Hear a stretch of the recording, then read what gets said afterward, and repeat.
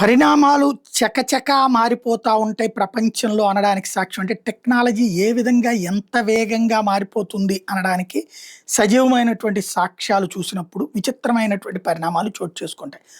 అందులో పాయింట్ ఏంటి అంటే మన భారతదేశానికి సంబంధించినటువంటి అహ్మదాబాద్‌కి సంబంధించినటువంటి సంస్థ నావ్ వైర్‌లెస్ అనేటటువంటి సంస్థ ఒక అద్భుతమైనటువంటి టెక్నాలజీని కనిపెట్టింది.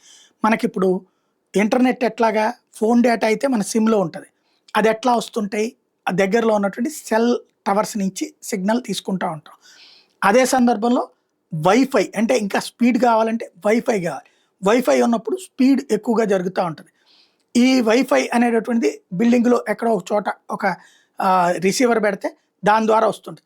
ఒక గదిలో సక్రమంగా వద్దు, ఒక గదిలో సరిగ్గా రాదు. బయటకొస్తే రాకపోవచ్చు, వస్తుంటది. ఇది ప్యాకేజీని బట్టి ఉంటుంటది. అయితే ఇప్పుడు ఈ నావ్ వైర్‌లెస్ అనేటటువంటి సంస్థ కొత్త టెక్నాలజీ కనిపెట్టింది. లైఫై అంట. ఇది న్యూయార్క్ నగరంలో ప్రయోగాత్మకంగా చేస్తుంది.